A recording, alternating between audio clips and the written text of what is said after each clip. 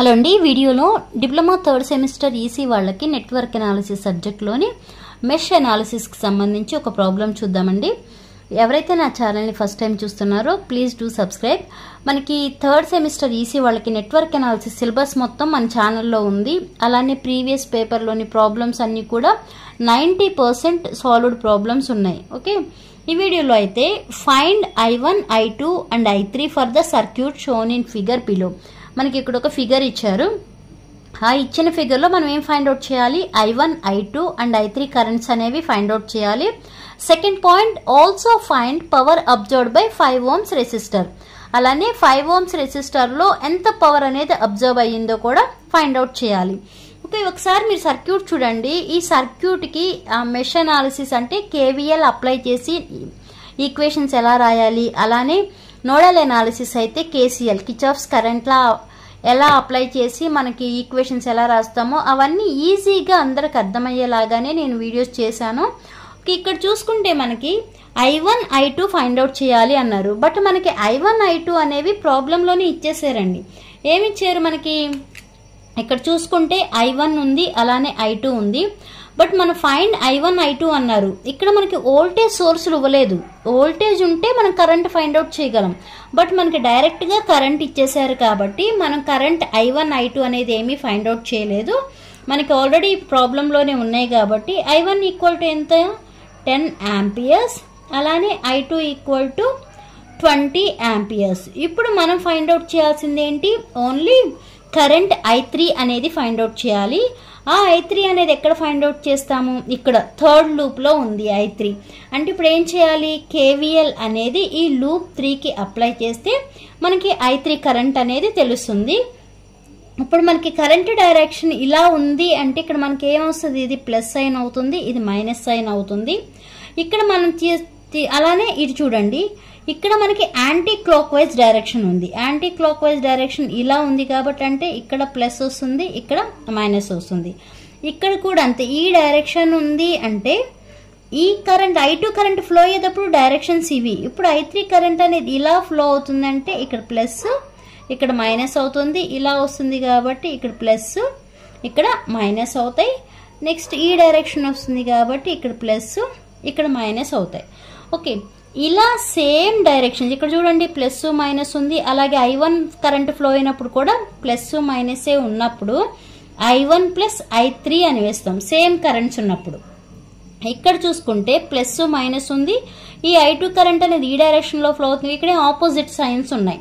Opposite science ఉన్నప్పుడు మనం third loop consider చేస్తున్నాం కాబట్టి I3 మైనస్ I2 అని వేస్తాము.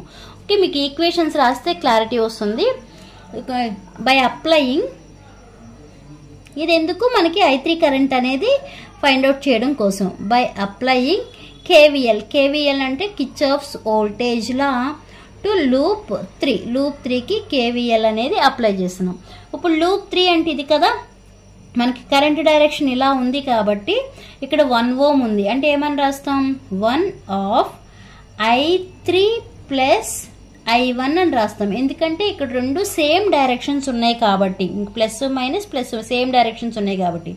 నెక్స్ట్ ఇలా వస్తే ఇక్కడ ఆపోజిట్ డైరెక్షన్స్ ఉన్నాయి. అప్పుడు ఏం రాస్తాము? Plus 1 of I3 minus I2 అని రాస్తాం. ఎందుకంటే మనం కన్సిడర్ చేసింది ఏ లూప్ అయితే ఉంటుందో ఆ కరెంట్ని ఫస్ట్ నోట్ చేస్తాం. ఇన్ కేస్ I2 కరెంట్ ఉందనుకోండి ఇక్కడ, అప్పుడు ఏమని రాస్తాం? I2 మైనస్ I3 అలా రాస్తాం. కానీ మనం ఏ లూప్ కన్సిడర్ చేస్తే అది. నెక్స్ట్ ఈ 2 అయిపోయింది. నెక్స్ట్ ఇలా వస్తుంది. ఇలా వచ్చినప్పుడు ప్లస్ 1 I3 ఈక్వల్ టు ఎంత? Sum of the voltages equal to 0 కదా. వోల్టేజ్ ఫార్మ్ అంటే V equal to IR KVL form. Okay, అలా తీసుకుంటే ఇక్కడ చూడండి 1 I3 ప్లస్ 1 I1 అంటే నార్మల్గానే 1 I3 ప్లస్ 1 I1 ప్లస్ ఇక్కడ 1 I3 మైనస్ 1 I2 ఇక్కడ ప్లస్ 1 I3 ఈక్వల్ టు 0 వచ్చింది. ఇప్పుడు I1 టర్మ్స్ అవన్నీ చూడండి. ఫస్ట్ I1 టర్మ్ రాస్తున్నాను. ఏముంది? I1 I1 ఉంది. నెక్స్ట్ I2 టర్మ్ ఏముంది? 1 I2 ఉంది.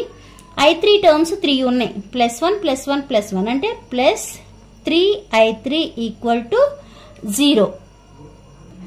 మనకి I1 తెలుసు, I2 తెలుసు, ఎందుకంటే ఆల్రెడీ ప్రాబ్లంలో ఇచ్చేసారు కదా.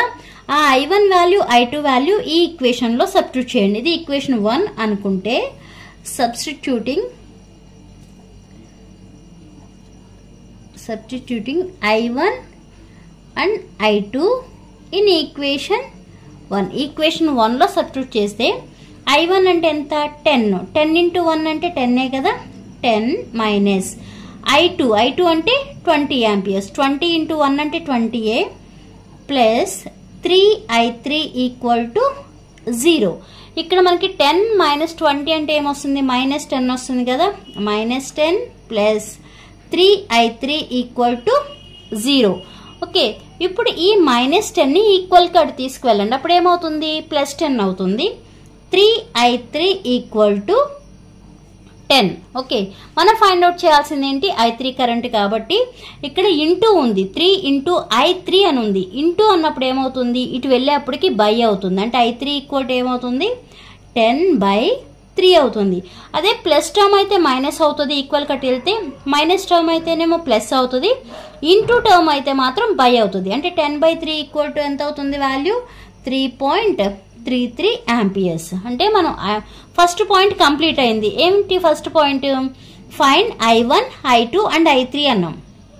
I1 వాల్యూ ఆల్రెడీ ఇచ్చేసారు మనకి ప్రాబ్లంలోనే. I2 తెలుసు, I3 అనేది ఫైండ్ అవుట్ చేసాం. ఎంత వచ్చిందండి? 3.33 amperes.